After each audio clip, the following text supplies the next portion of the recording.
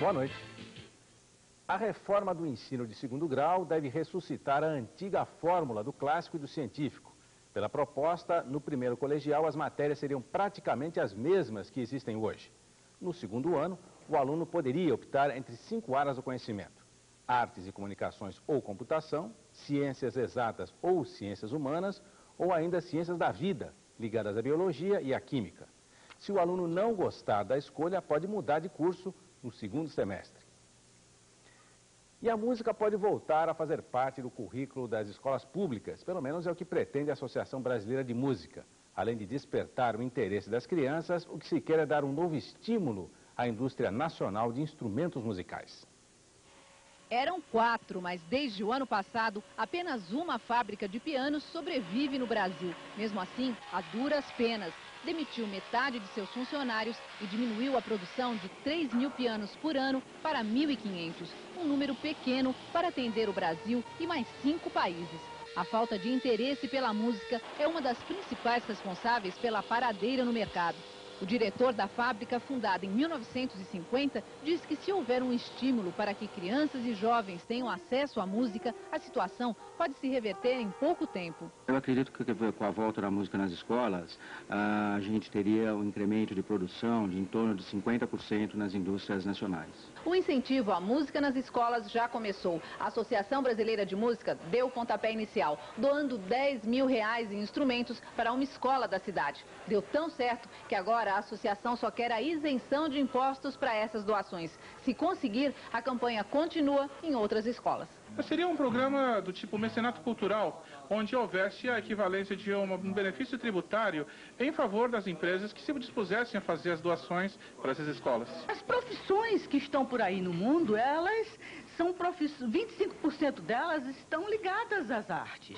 E serão melhor desenvolvidas se a pessoa tiver uma formação em música ou em artes plásticas. Descobrir a música na escola de primeiro grau foi importante para a carreira de vários cantores e compositores brasileiros. Edu Lobo, por exemplo, acha válido trazer de volta a música ao currículo das escolas públicas, desde que não se repitam os erros do passado. Na minha época tinha um canto orfeônico que era chato, pesado e obrigatório. Eu espero que hoje em dia não seja assim, que seja uma matéria mais ampla de música e que interesse, tenha muita coisa prática, muita coisa entendeu? De chamar a atenção, enfim, de fazer as pessoas realmente se interessarem, não só pela teoria, mas pela beleza que é o processo de música. Afinal, de quem é o aeroporto de Congonhas? Essa dúvida pode pôr areia no acordo do governo federal com o governo de São Paulo para resolver a dívida com o Banespa. O aeroporto é um dos bens que o governo paulista passa ao governo federal para pagar parte da dívida de 15 bilhões de reais com o Banespa. Mas um levantamento feito pelo Tribunal de Contas em 77 mostra que a concessão do aeroporto para São Paulo acabou em 71. O governo de São Paulo informou hoje que tem documentos que provam que o aeroporto é do Estado e que já foram apresentados ao Banco Central. Índios da reserva Alto Rio Guamá, na divisa do Pará com o Maranhão, mantém 4 funcionários da FUNAI como reféns. Eles querem que a fundação expulse os invasores das terras demarcadas há mais de 20 anos. No norte do Paraná, os 100 poceiros que ocupavam a reserva dos Caingangues, em São Jerônimo da Serra, deixaram as terras. Elas foram invadidas no fim de semana e os índios ameaçavam usar a violência para expulsar as famílias. A justiça deu reintegração de posse à FUNAI. O empresário Henrique Amaral passa 7 horas como refém durante um assalto à sua casa num condomínio de luxo em Carapicuíba, na Grande São Paulo. Ele conversava por telefone com a mulher que está em Miami quando os assaltantes invadiram a casa. A mulher ouviu a ameaça e ligou para um vizinho que chamou a polícia. Depois de muita negociação acompanhada pelo irmão Ricardo Amaral, os ladrões se entregaram. A atriz Ruth Escobar já está fora de perigo num hospital em Paris. Amanhã, ela pode operar o rim direito atingido por uma facada no assalto que sofreu semana passada. Os ladrões, 3 nigerianos já presos, podem pegar 12 anos de prisão. 3 pessoas morrem e 38 ficam feridas num acidente com um ônibus que transportava turistas estrangeiros em Santa Catarina. O acidente foi perto da cidade de Pouso Redondo, na BR-470. O motorista perdeu o controle e bateu no barranco. Os passageiros eram paraguaios e argentinos que saíram de Assunção, no Paraguai, para passar as férias no balneário de Camboriú. Os feridos foram levados aos hospitais da região, alguns em estado grave. No Paraná, a 50 quilômetros de Curitiba, um caminhão carregado de álcool pega fogo na BR-376. A estrada que dá acesso a Santa Catarina ficou fechada por 1 hora por causa do acidente. O motorista perdeu o controle do caminhão e saiu da pista. O fogo foi controlado pelos bombeiros. O motorista está internado em estado grave no hospital de Curitiba. Mudou tudo de novo. O jogador Donizete, que ia ficar no Botafogo, diz agora que vai mesmo para o Japão. O atacante acaba de ser vendido para o Verde Kawasaki por 8 milhões de dólares. De um bairro pobre de Volta Redonda, no interior do estado do Rio, para o outro lado do mundo. Depois de muitas negociações, Donizete vai mesmo trocar o Botafogo pelo Verde Kawasaki. O atacante aceitou a maior proposta já feita por um clube japonês. O Pantera Negra vai receber o equivalente a 4 milhões de reais por um contrato de 3 anos. Vontade até de chorar, mas o importante é saber que a vida de jogador de futebol é muito curta e a gente tem que pensar no bem-estar da família. Conforto vai deixar de ser apenas o nome do bairro onde moram a mãe, 6 irmãos e 7 sobrinhos de Donizete. O contrato do jogador inclui ainda casa, 2 Mercedes na garagem e 7 passagens por ano para o Brasil. Daqui a pouco, a seleção brasileira espera com tranquilidade a definição do adversário que vai enfrentar nas semifinais da Copa Ouro. Os gols da Copa São Paulo de Futebol Júnior. 4 grandes foram derrotados e já estão fora do torneio. Importar cerveja e carne fora do Mercosul vai ficar mais caro. E as imagens impressionantes enviadas pelo telescópio espacial Hubble, que descobriu novas galáxias no universo. Ainda nessa edição. Se você gosta de correr, chegou o importado que te dá mais segurança. Rexona Stick. 20% a mais de proteção seca. É Power.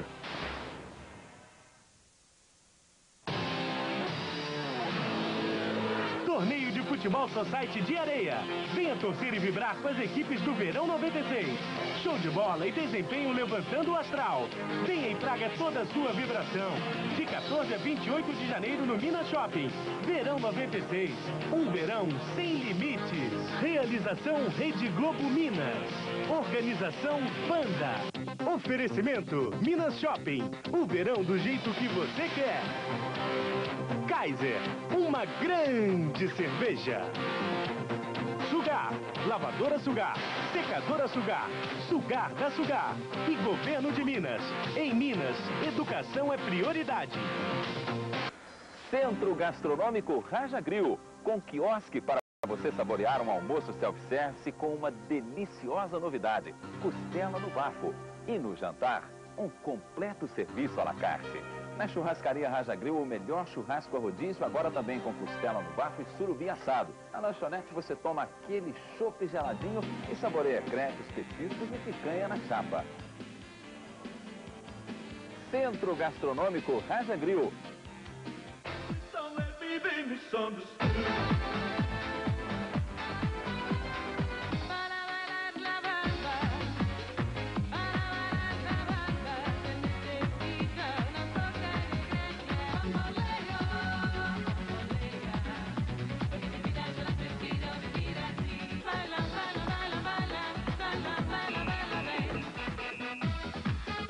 Ibiza Sunrise, em CD Globo Colômbia. Se não der zebra, o próximo adversário da seleção brasileira na Copa Ouro, na quinta-feira, vai ser os Estados Unidos. Osso duro de roer para Zagallo e companhia. Na Copa do Mundo de 94, o Brasil venceu os americanos apertado, por 1-0. O México foi o primeiro a se classificar. Goleou o São Vicente por 5-0 e venceu apertado a Guatemala por 1-0. Melhor campanha foi a do Brasil. Ganhou do Canadá por 4-1 e de Honduras por 5-0. A rodada de hoje, última da primeira fase, classifica os outros 2 semifinalistas. Os Estados Unidos jogam contra El Salvador, Guatemala contra São Vicente. Está tudo ainda indefinido, mas os jogadores brasileiros já estão preparados para enfrentar os Estados Unidos. Um time experiente, formado por jogadores que atuam no futebol europeu. Eles vão procurar sair para cima e nós temos que ter essa tranquilidade que a gente está buscando a cada jogo aí. E, se Deus quiser, a gente quinta-feira possa já passar e já disputar o título, que é o nosso objetivo. Os Estados Unidos ainda não digeriram a derrota para o Brasil na Copa de 94 e tampouco perdoaram a agressão de Leonardo em Toby Ramos. Revanche é o que eles mais querem se conseguirem a classificação esta noite. Missão que parece impossível pela confiança dos jogadores brasileiros. Vai ser difícil, né? Porque o Brasil tá num caminho muito bom. Tá entrosando cada vez mais. No primeiro jogo nós ganhamos de 4-1, no segundo de 5-0. Então tem tudo para evoluir mais. E isso dificulta para as equipes que vêm jogar contra a gente. E eles vêm respeitando um pouco mais. Eu acho que deve ser bem assim. Mais uma rodada decisiva na Copa São Paulo de Futebol Júnior. Corinthians, São Paulo, Fluminense e Vasco estão fora. Veja os gols e a próxima rodada do torneio na sexta-feira. No primeiro jogo das quartas de final, dois times do interior de São Paulo vão se enfrentar. Paulista de Jundiaí e Botafogo de Ribeirão Preto. O Paulista derrotou o Guarani no começo da noite. O Guarani saiu na frente. Aos 14 segundos, Leonardo fez o gol mais rápido da Copa. Em seguida, Adriano Fernandes fez 2-0. Alberto fez o primeiro do Paulista. E Beto empatou para o time de Jundiaí. Claudinho, já na prorrogação, de pênalti, fez o gol da classificação do Paulista. O Botafogo de Ribeirão ganhou a vaga ao vencer o Mirassol por 2-0. Alex Bala e Adilson Balinha marcaram os gols do Botafogo. América Mineiro e Inter de Porto Alegre se enfrentam na próxima fase. O América derrotou o São Paulo por 2-0. Baiano e Rinaldo fizeram os gols da classificação do time mineiro. O Inter de Porto Alegre venceu o Corinthians de virada. César fez para o Timão. E Alberoni foi o carrasco do time paulista. Marcou 2 e classificou o Inter. Na terceira partida jogam Nacional e Rio Branco de Americana. O time de Americana conseguiu a vaga ao derrotar o Fluminense com esse gol de Baiano, que pega o rebote do goleiro Regis e marca.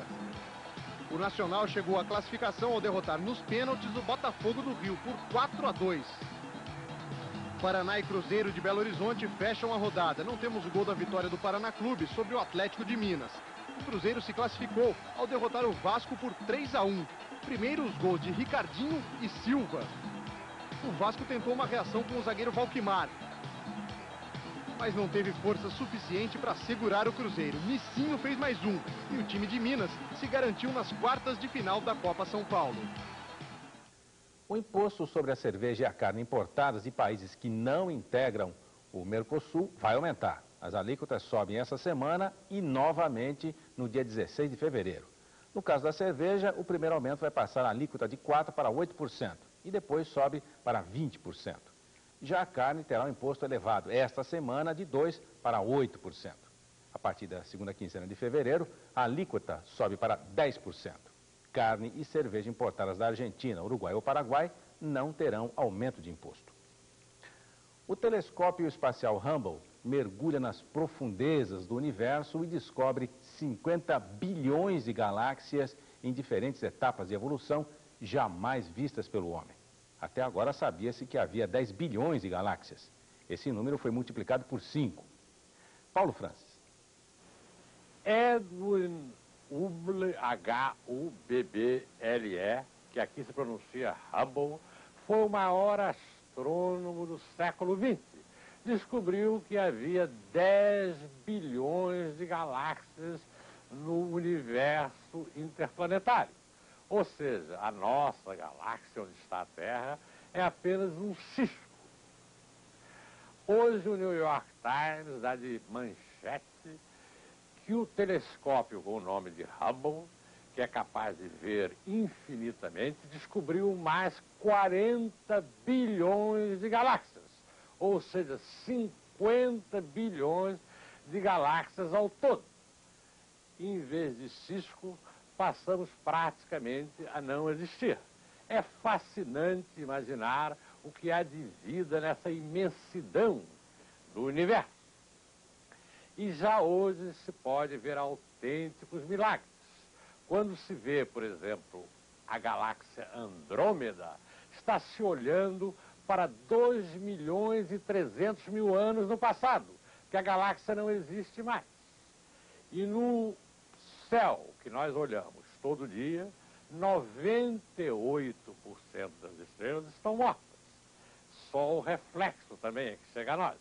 2% estão vivas. entre as quais a terra. Monfort. Em Milão, na Itália, um mestre da alta costura mostrou hoje sua coleção masculina para o outono e inverno. O desfile de Valentino foi dividido em duas partes. Primeiro foram mostradas as criações de moda jovem e esportiva, com destaque para as calças de couro, casacos de tecido brilhante e um certo ar de faroeste nas botas e camisas. Depois os modelos sociais, mais clássicos e muito mais caros. Pullovers de lã de gola rolê, paletós em tons sóbrios e um toque de extravagância nos casacões pesados de pele natural. Uma emenda constitucional pode devolver os direitos políticos ao ex-presidente Collor. 185 deputados já assinaram o pedido.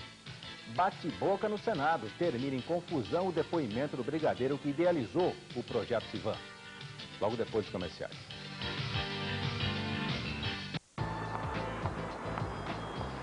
Por favor, você sabe onde fica essa rua? Olha, passando aquele prédio ali, segunda travessa, é logo... Delicioso. É o meu desodorante. Posso adivinhar? Fred Marchand? Mas aquela rua fica... Eu acho que eu não vou acertar. Não importa onde você vá, vá de Fred Marchand. Não pensem que eu prefiro o Papatudo porque dá mais prêmios, é porque é um investimento popular e tem retorno. Olha, além dos prêmios que são vários, eu adoro ser premiado, não é uma gracinha esse título. Quando eu compro é de 100 pra cima, porque quanto mais eu ganhar, menos pobre ganha. Não sei de quem eu gosto mais, se da minha senhora ou do Papatudo de Ano Novo. Não esqueça de comprar o Papatudo do Ano Novo, este seu amigo velho. Eu garanto. Beber em demasia faz mal à saúde. Quem vive bebendo de cair no chão tem mais é que procurar um médico e se tratar. Agora, se você é daqueles que não perdem uma festinha, que gostam de um chopinho, que curtem um uísque no fim do dia, e se às vezes você exagera um pouco, é bom ter Engove sempre à mão. Para apagar o fogo, um engove antes, outro engove depois.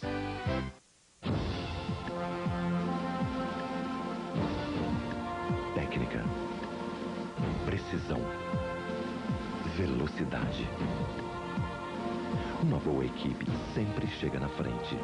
A cobrança do Benji é assim, a melhor parceira da sua empresa. São 6.000 pontos em todo o país, fazendo cobrança do jeito que sua empresa precisa. Cobrança Benji. Conte com essa equipe para vencer.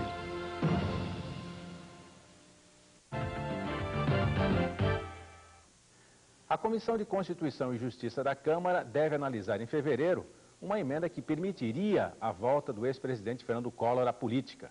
A emenda, de autoria do deputado alagoano Talvani Albuquerque, do PPB, propõe que um presidente cassado pelo Congresso recupere automaticamente os direitos políticos se for inocentado pelo Supremo Tribunal Federal.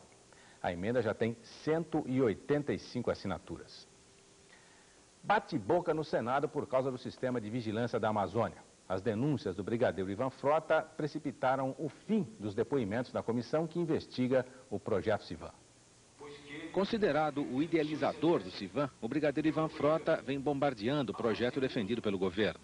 Na semana passada, o brigadeiro declarou a um jornal que o destino do Sivan vem sendo definido por pressões e conveniências políticas e que o presidente da República estaria distribuindo benesses para conseguir aprovar o contrato. Eu não retiro uma palavra daquilo que disse. Irritado, o presidente da comissão impediu o depoimento. Ou retira ou não fala. Aqui ele não vai fazer nenhuma ofensa a qualquer dos senadores, como fez dessa maneira. A sessão está encerrada. No corredor, o bate-boca entre os parlamentares que queriam ouvir o depoimento e os que se sentiram ofendidos pelas denúncias aumentou.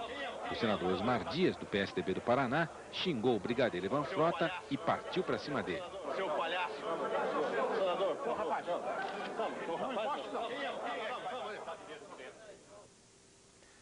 Além de expulsar o brigadeiro Ivan Frota, o senador Antônio Carlos Magalhães também suspendeu os 2 últimos depoimentos previstos para hoje. A Supercomissão do Senado começa agora a preparar o relatório final sobre o Sivan. Agora à noite, o projeto de vigilância da Amazônia sofreu uma derrota. A Subcomissão de Poderes do Estado vetou, por unanimidade, uma verba de 247 milhões de reais prevista para o orçamento federal deste ano. Quem propôs o corte foi o relator da subcomissão, o deputado Paulo Bernardo, do PT do Paraná. A decisão depende ainda da vontade do relator do orçamento, que pode ou não aceitar a emenda. Se ele mantiver o veto, o assunto vai ser decidido pelo plenário do Congresso. A reforma da Previdência começa finalmente a ser votada amanhã na Comissão Especial da Câmara. O acordo entre o governo e as centrais sindicais facilitou a votação, mas provocou reação dos parlamentares. Confiante na vitória de ontem, o presidente Fernando Henrique Cardoso tratou de garantir a maioria no Congresso. O PMDB, que ameaçava romper com o governo, mudou de humor depois de um almoço político. Foi um almoço de reaproximação entre as principais lideranças do PMDB e o presidente Fernando Henrique Cardoso. Um encontro sem queixas e sem reivindicações. Pelo menos foi o que garantiu o presidente do PMDB, deputado Paes de Andrade. E o presidente Fernando Henrique Cardoso deixou o PMDB satisfeito. Assegurou que nas eleições para prefeito deste ano não vai privilegiar nenhum dos partidos da base de apoio do governo. Ele não se envolverá no pleito de 96 e não permitirá que nenhum ministro seu venha subir o palanque e se envolver na disputa. Se de um lado o presidente Fernando Henrique Cardoso resolveu um problema, de outro pode enfrentar dificuldades com algumas lideranças de partidos da oposição. Os líderes do PT, PCdoB e do PDT se sentiram excluídos do acordo fechado ontem entre o governo e as centrais sindicais para facilitar a aprovação da reforma da Previdência. E hoje no Congresso fizeram pronunciamentos e ameaçaram dificultar a votação do relatório da reforma da Previdência, que começa nesta quarta-feira na Comissão Especial. Outra polêmica. O relator da emenda da Previdência, deputado Euler Ribeiro, está incluindo no relatório dele a criação de um imposto, no estilo do antigo IPMF, para aumentar a arrecadação da Previdência. Toda transação vai ser apenada com uma contribuição. Quem é formalizado pode deduzir no final do mês essa da contribuição. Quem não é formalizado, esse recurso vai ficar no caixa da Seguridade Social. Essa crise de ciúmes que atingiu deputados e senadores, a que fez referência a repórter, faz parte do jogo político, onde todos querem aparecer e mostrar a sua força. Mas rejeitar o acordo é muito complicado, como explica Joelmir Betting. Na avaliação de empresários e políticos tarimbados, o governo está dando um chapéu no Congresso. Ao negociar diretamente com a sociedade o conteúdo das reformas, o governo estremece a resistência política de certas lideranças partidárias e empurra o Congresso para uma condição meramente homologatória, Congresso que não gostaria de abrir mão de sua posição reivindicatória. Não há como rejeitar acordos prévios com as centrais sindicais. Elas representam 34 milhões de trabalhadores, ou 34 milhões de eleitores. A verdade é que o Congresso vem enrolando muito na empreitada das reformas. E alguns caciques andaram até espalhando que não dá para fazer reformas ou mexer em vespeiros em ano eleitoral. Como se o Brasil, com o setor público desconjuntado, não estivesse vivendo em estado de emergência nacional. E agora, para pensar na cama, a sentença de Nair Ribeiro, felicitólogo brasileiro. Quando é grande demais a confusão, é porque se está bem próximo da solução. A seguir, as primeiras imagens do barco com passageiros russos capturado por terroristas num porto turco. Como está Kobe um ano depois do grande terremoto? A cidade está sendo reconstruída, mas milhares não têm ainda onde morar. O repórter Pedro Bial mostra em instantes. Ele fez da vida uma sinfonia emocionante. Ele pintou com a música o retrato de um país. Vila Lobos, sua vida, sua obra, sua genialidade. Em cartaz de segunda a sexta no Museu Vila Lobos. Quando você for ao Rio de Janeiro, visite essa emoção. Eu fui amigo do Vila Lobos. Continuo amigo do museu. Muda!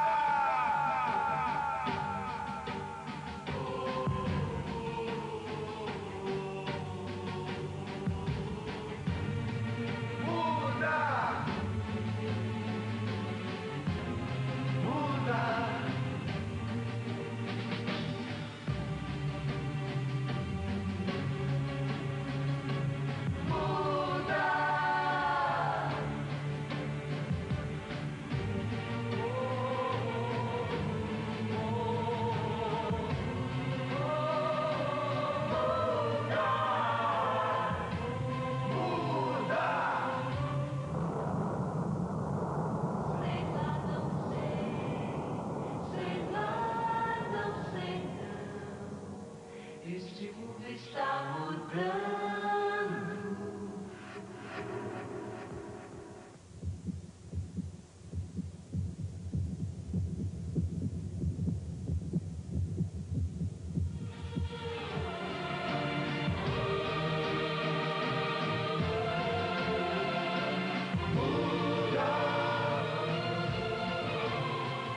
O mundo mudou.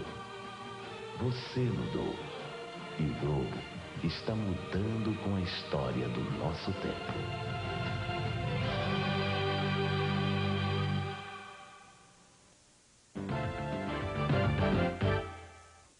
O Comando Militar do Nordeste divulga um inquérito sobre a morte do estudante Fábio Castelo Branco. Ele foi baleado há 2 meses num quartel do Exército no Recife.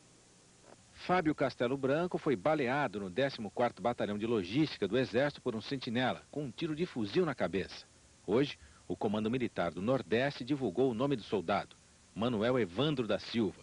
O inquérito concluiu que ele agiu em cumprimento do dever. O soldado vai ser julgado pela Justiça Militar. O levantamento do Exército mostrou que Fábio teria provocado o sentinela e depois invadido o quartel. Segundo os militares, o soldado Evandro Manuel da Silva tem bom comportamento e o estudante Fábio serviu o Exército, foi preso 3 vezes e depois expulso por indisciplina. A mãe do estudante, Vita Castelo Branco, disse que vai entrar com uma ação contra a União pela morte do filho. O alto comando da guerrilha da Chechênia ordena uma operação de larga escala de atos terroristas contra alvos russos. Horas mais tarde, foi capturado um barco de passageiros num porto turco. Ainda não se sabe com certeza se os sequestradores são chechenos ou turcos. Há 165 pessoas a bordo. Os sequestradores ameaçam matar um russo a cada 3 minutos se as tropas russas não liberarem os guerrilheiros cercados a 10 quilômetros da fronteira com a República Separatista da Chechênia. Forças russas atacaram pelo 2º dia consecutivo a aldeia onde rebeldes chechenos resistem, entrincheirados com cerca de 100 reféns. Mas no fim do dia, os russos foram obrigados a recuar. Mais um grupo foi libertado hoje. Com aparência cansada, os homens negaram que os rebeldes tenham executado alguém. A crise dos reféns de Pervomaskaya dominou o primeiro dia de trabalho da nova Duma, a Câmara Baixa do Parlamento russo. Deputados de todos os partidos atacaram o Kremlin, mas ninguém sugeriu outra solução. Suspensa a pena de morte da americana Guinevere Garcia, horas antes de ser aplicada. Guinevere foi condenada por ter assassinado o marido 4 meses depois de sair da cadeia por ter matado a filha de 11 meses. A Anistia Internacional e Bianca Jagger, ex-mulher de Mick Jagger, apelaram por ela, que agora cumprirá pena de prisão perpétua. Um ano depois do terremoto que devastou a cidade japonesa de Kobe, a população ainda está traumatizada, mas quer estar mais preparada caso a terra volte a tremer. Durou 20 segundos. A gente tinha a impressão assim que tinha um grande minhocão por baixo da gente e remexia tudo. Matou 5.480 pessoas. Chegou lá, fizeram massagem nela, mas a moça falou que não tinha jeito. Entre os mortos, 8 brasileiros. Ele morreu pedindo socorro. O terremoto derrubou estruturas que deveriam ser a prova de terremotos e fez grande parte da cidade simplesmente desaparecer. Nas primeiras 48 horas, depois do maior terremoto no Japão desde 1923, os incêndios se alastraram. Hoje, o elevado está sendo reconstruído, só que 40 mil pessoas ainda vivem em alojamentos. O trauma ficou para sempre, mas a poderosa economia japonesa já cobriu o prejuízo. Kobe, que ficou 40 anos sem sofrer terremotos, agora procura estar pronta para o próximo. O treinamento inclui simulações e o ensaio das equipes de emergência. O terremoto de Kobe ainda não foi o grande, esperado até o fim do século. Quando chegar a hora, os japoneses querem estar prontos. E o Jornal da Globo volta amanhã.